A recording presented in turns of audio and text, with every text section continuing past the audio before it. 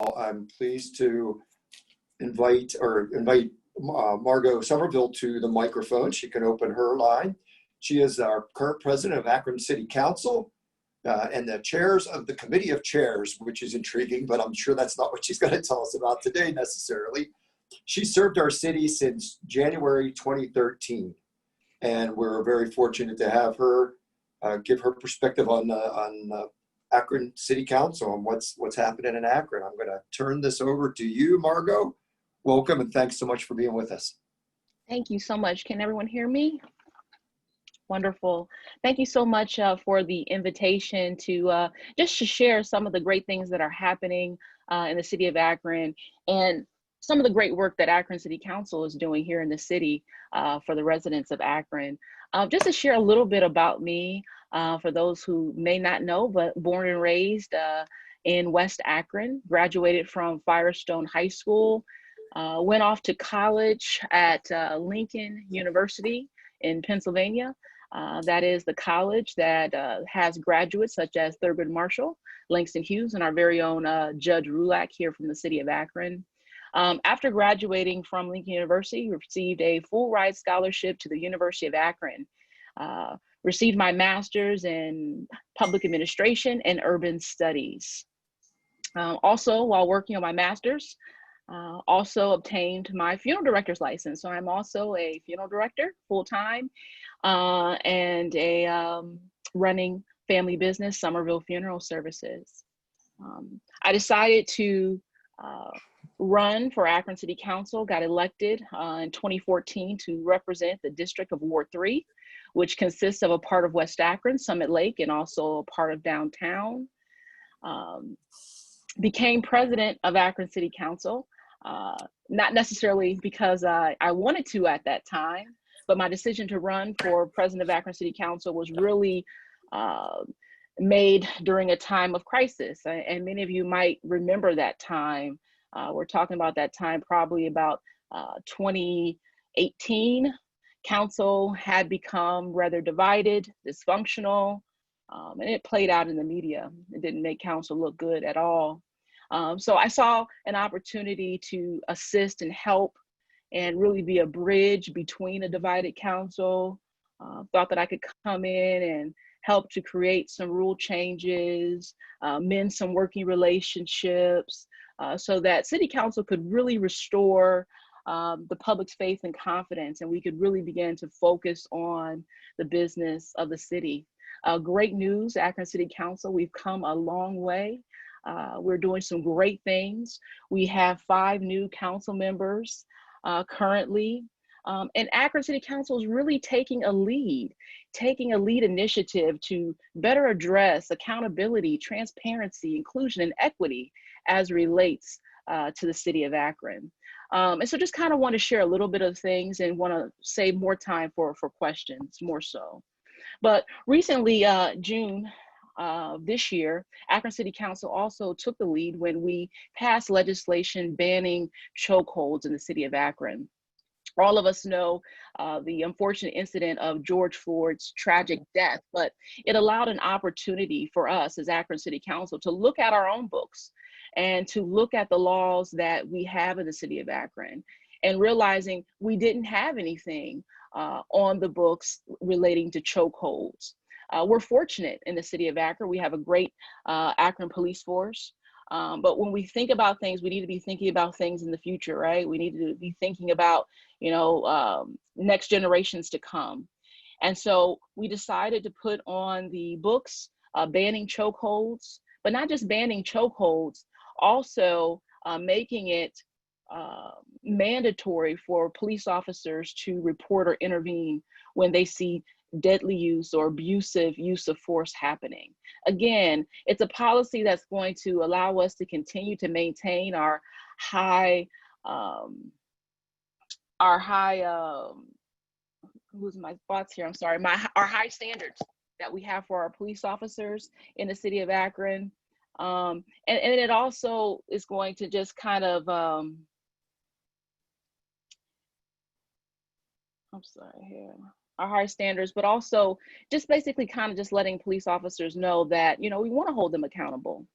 And this was moving in the right direction. And an opportunity, of course, for the city to lead. So the banning of chokeholds. And also, not only did the piece ban chokeholds, mandate for police officers to report things, but we also built some protections around police officers that did the right thing by reporting and speaking up when they saw something that was wrong. So these are some of the directions that council is moving in. Another thing that council is working on and did is that we declared racism a public health crisis in the city of Akron, which was also a really big thing for city council. And in doing this, we didn't just want to declare racism a public health crisis just to do so. We really wanted to be intentional about it. We really wanted to look at how we can change racism in the city of Akron, looking at racism from all aspects, education, looking at racism in terms of housing. Why is it that in the African American community, there is low numbers of home ownership? We want to look at even the criminal justice system. We want to look and see, why is it so many high numbers of African Americans who are incarcerated? We want to look at the health disparities. Most recently, we can look at, COVID-19 and how COVID-19 really impacted the African American community right here in the city of Akron. So these are some of the things that we're going to be talking about. And we're actually creating a task force, right, to look at these issues, and not just look at them, but really come up with ways in which we can solve some of these issues and create budgets around so that we can create and put assets and monies to really address some of these issues. I do believe really soon the mayor will actually announce members of the community who will be helping us address racism as a public health crisis right here in the city of Akron. We're also in a really interesting time as we are doing charter review. Had the opportunity as president of council to sit on the Charter Review Commission along with other residents from the city of Akron, where we had an opportunity to make some updates and some proposed changes to our charter. All these proposed charter changes will come to all of the voters in the city of Akron in November. And so just kind of want to talk about, again, some of these changes, again, moving in the direction of how can we as a city be more transparent? How can we be more accountable? How can we be more inclusive in making sure that we are being equitable to all residents in the city of Akron? And some of those changes are related to the rule of three. Typically in past, when we're talking about hiring, we would hire the top 3 individuals that tested highest on the test. The proposed change is going from 3 to 10. So now taking the top 10 individuals. Again, this is a great idea and moving towards the whole idea. Not everyone is a great test taker, right? But they can still perform the job and they still have the skill sets needed to do the work. And so rule of 10 instead of rule of 3. So kind of casting the net wider. Some of the other proposed changes that you'll see in November is preference points. City of Akron has operated for quite some time with preference points, with hiring and with promotions. So for example, you would get preference points if you live in Akron. You get preference points if you are a veteran, and those preference points could help you towards being hired through the city, but also would help you through promotions. So in one of the proposed charter changes, keeping preference points there because we know the importance of preference points, but also kind of opening it up so that we're looking more so at a person's performance and merit, particularly when it comes to promotions. So when we look at promoting an individual, not necessarily all about the points, but how are they performing on the job? Are they a good worker? Are they a good employee? Human resources will be able to look at all of those things. So again, we want to be able to hire and promote more and be more equitable in how we do those things. Another proposed change that I think, again, is helping to move Akron in the right direction is our competitive bidding process. Currently, in the city of Akron, there is a competitive bidding process that businesses have to go through. One of the biggest issues is that it has impacted African American businesses. The competitive process makes it difficult sometimes for African American small-owned businesses to be able to really compete. So one of the proposed charter changes that you'll see on the ballot in November is allowing the administration to do more of the purchasing. That way, they can be more intentional in supporting minority-owned businesses and allowing them an opportunity to do business with the city.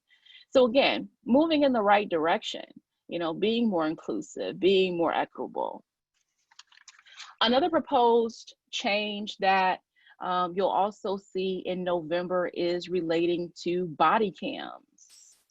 I actually had an opportunity to sit on the Charter Review Commission and thought this was a great opportunity to bring this to the voters.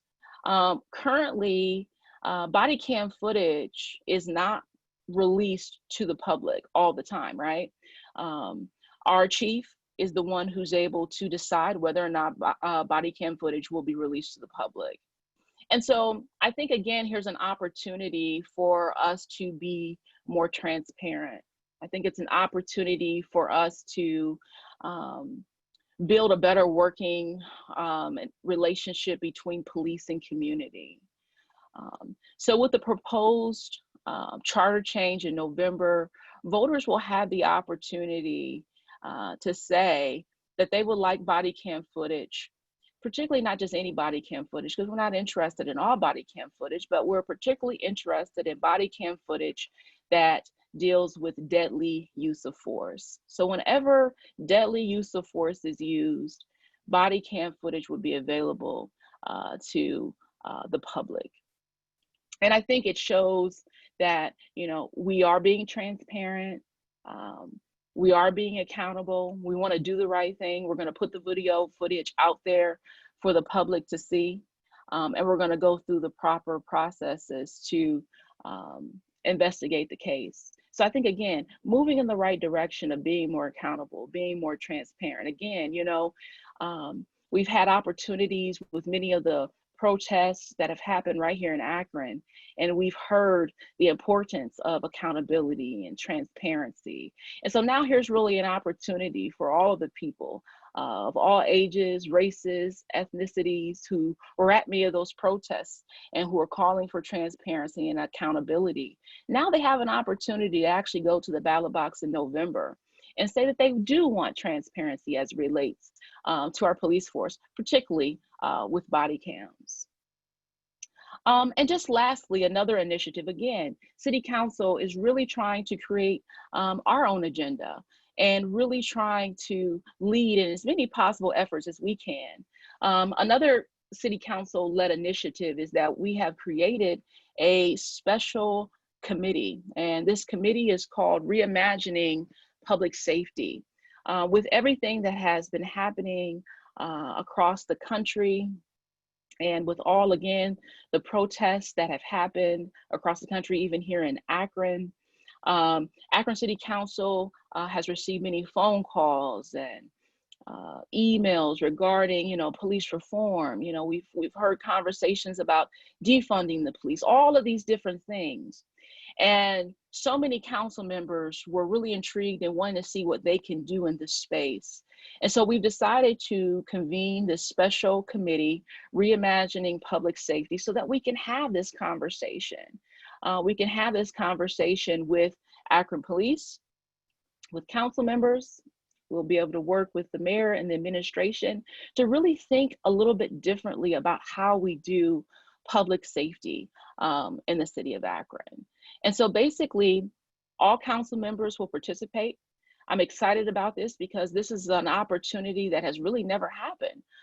Council collectively coming together to work on one issue.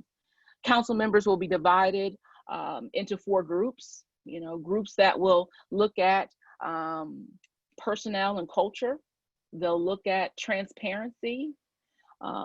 They'll look at technology, They'll look at accountability. And these groups will work in public meetings. Each group will be assigned an Akron police officer to help guide us through this process. Again, we don't have all the information. If we really want to make real change, we know that we have to work with the police here in the city of Akron. And again, we're fortunate that we have such a great police force in the city. So each group will have a police officer that they will work with, and they will do research, and they will bring forth formal recommendations to council. We'll begin this work in September. And of course, the end game is, with these recommendations, we can bring forth some real change through ordinances and through legislation in this space. And so again, we're really excited about an opportunity for council to collectively come together to really begin to rethink about public safety differently. I think oftentimes we think about how can we take some of the things off of our police officers' plate, right? They spend a lot of time on calls that maybe they shouldn't be dealing with. How can we possibly train maybe some social workers or social service agents or community individuals who can maybe step in on some of these things so that our police can be better focused on more serious issues and crimes and violence that's happening in our community. So we're excited about the work. We'll start the work in September, and giving council members about 3 months to do the work and bring forth some formal recommendations that we will release in December. But again, all these working groups, the meetings will be public. Probably Zoom, maybe not, we'll see. So there's also a community engagement piece, so residents can listen in on these community meetings. They can submit, comments. They can submit some ideas, some suggestions. Again, as council members, we don't have all of the answers. And so we do want to hear from the public as much as possible.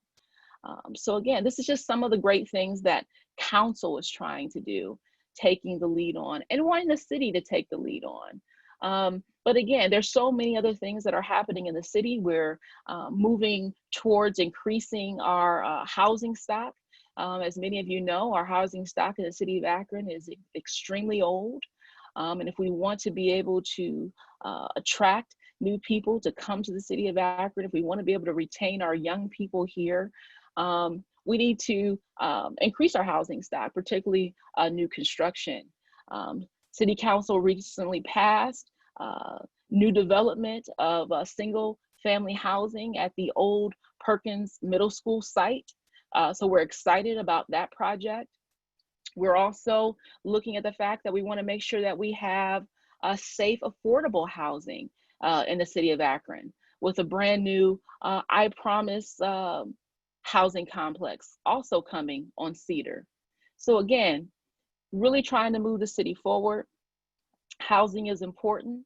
We're also focusing on neighborhoods, particularly business districts in neighborhoods. How can we better support our neighborhood business districts?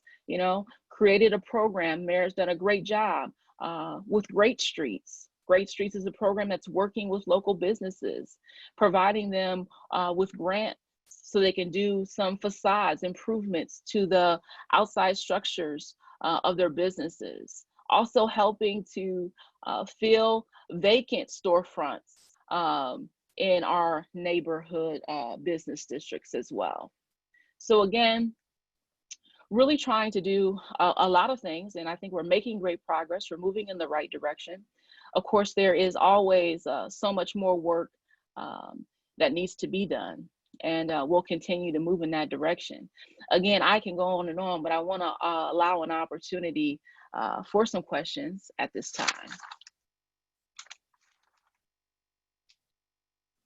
Okay, thank you very much. We have some questions that have come in already. Karen, would you like to ask your question about education? Sure. Margo, I am on the Senior Citizens Commission, and I just want to also say that the City Council has been great about helping us work through age-friendly Akron. So thank you for all your guys' work there too. But my question is, I really appreciate the thoughtfulness behind the charter changes. But sometimes, when voters get in the voting booth, if they don't understand the thought behind it or they're not aware of it, they'll vote no. So is there some plan to educate people about those changes, and what can we as Rotarians do about getting the word out about the why behind these, because it really makes sense when you explain it. Yes. Karen, thank you so much for that question. That's really important. I mean, the biggest issue is, how are we going to be able to, get this information out? And we do have some plans.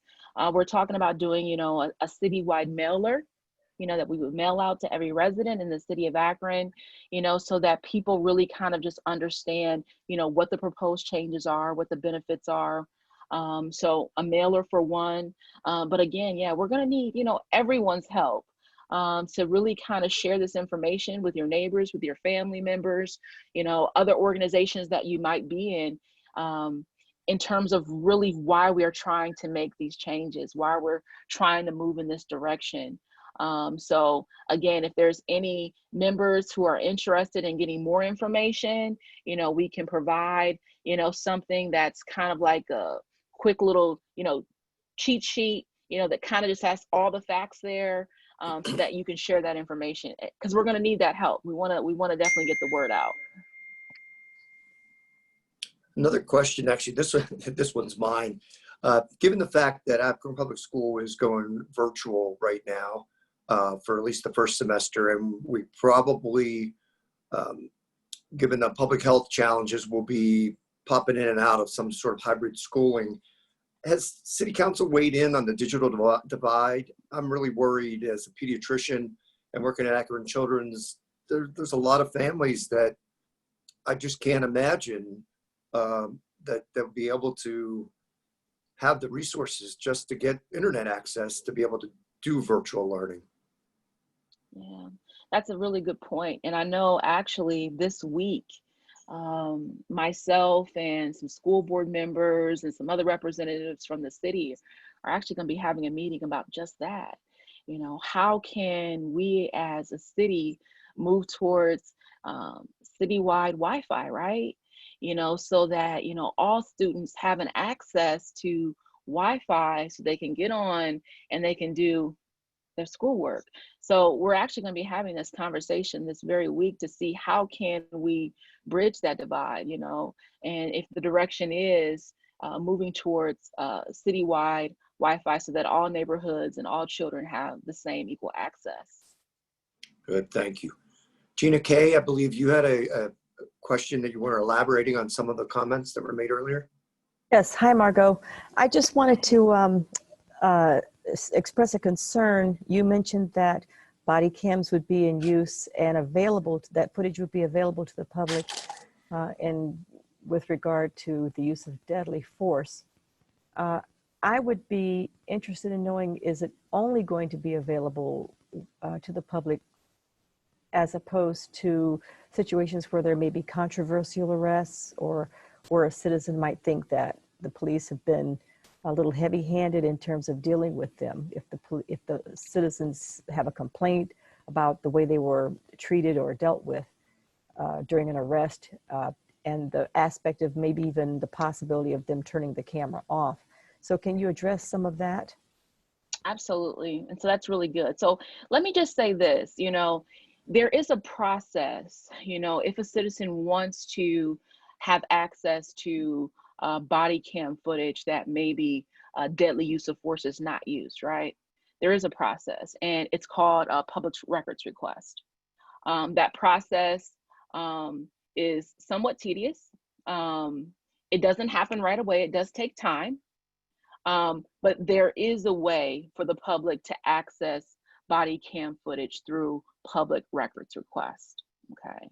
What we're proposing is basically releasing footage to the public when deadly use of force is used, not having to go through a public records request, but just putting the video footage out there, just as a sign to say, listen, we don't have anything to hide, the camera's only gonna pick up what it sees, and we're gonna go through the process in the right way.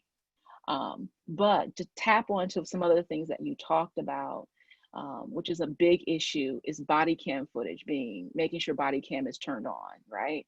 And again, when we talk about this special working group that City Council is getting ready to work on, body cams, council will be looking at the body cam policy, right?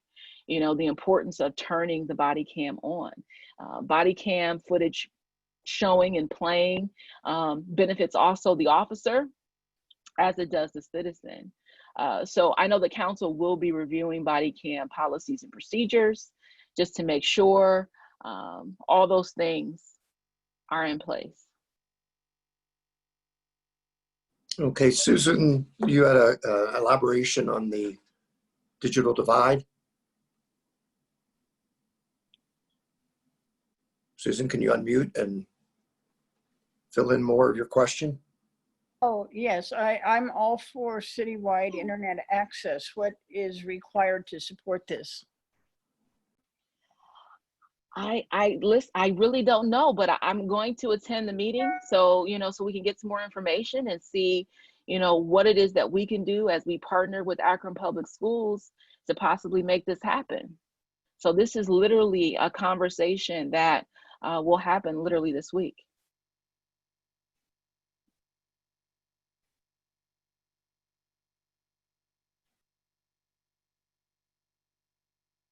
I think you're on mute.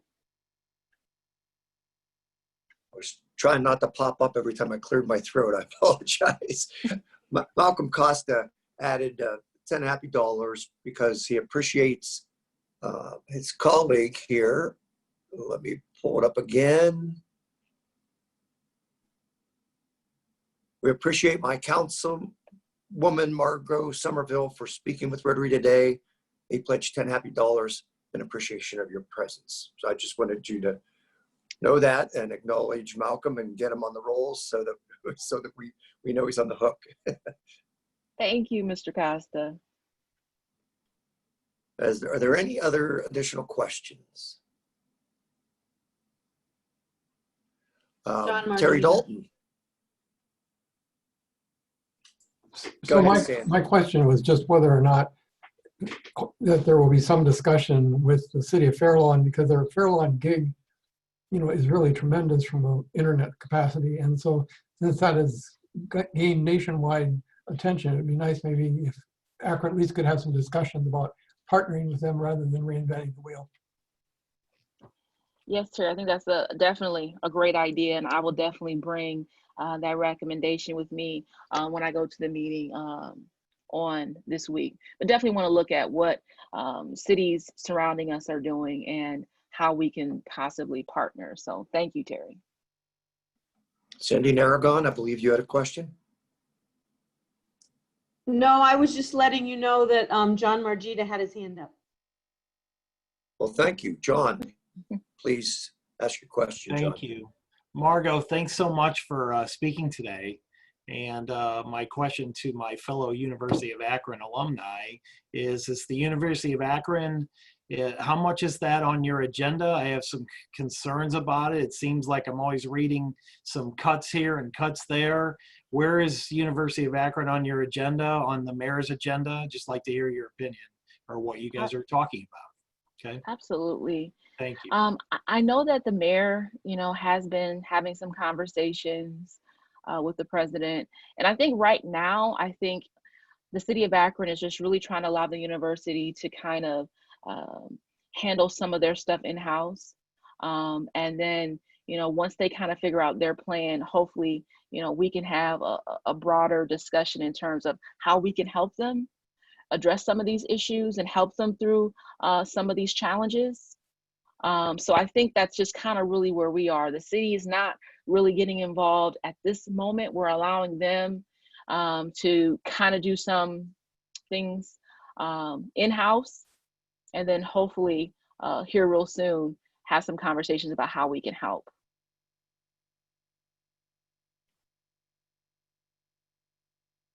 I think that wraps up our questions, Margo. Please feel free to come visit us anytime. We welcome your attendance. We're here at noon on Tuesdays via Zoom. So you're more than welcome. And if you want to attend our first ever classic cocktail party, feel free to join us at that too on August 21st. Thank you so much. Okay, we don't have a raffle currently because we're working on a strategy to do that. However, I know that Cheryl is working with David Hall. David's on vacation this week and are coming up with a way for us to have our virtual raffle so that we can start to remember what it was like we met in person. And we're also looking at opportunities so that we can get more people involved.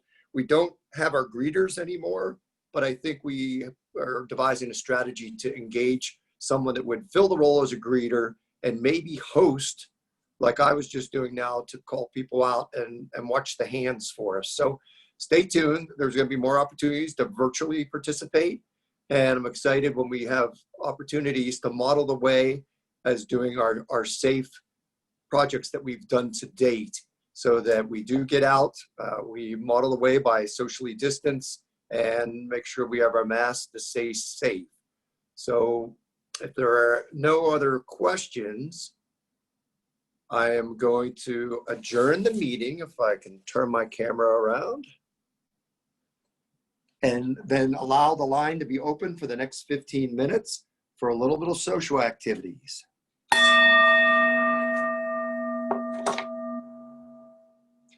Thanks, everybody. Have a great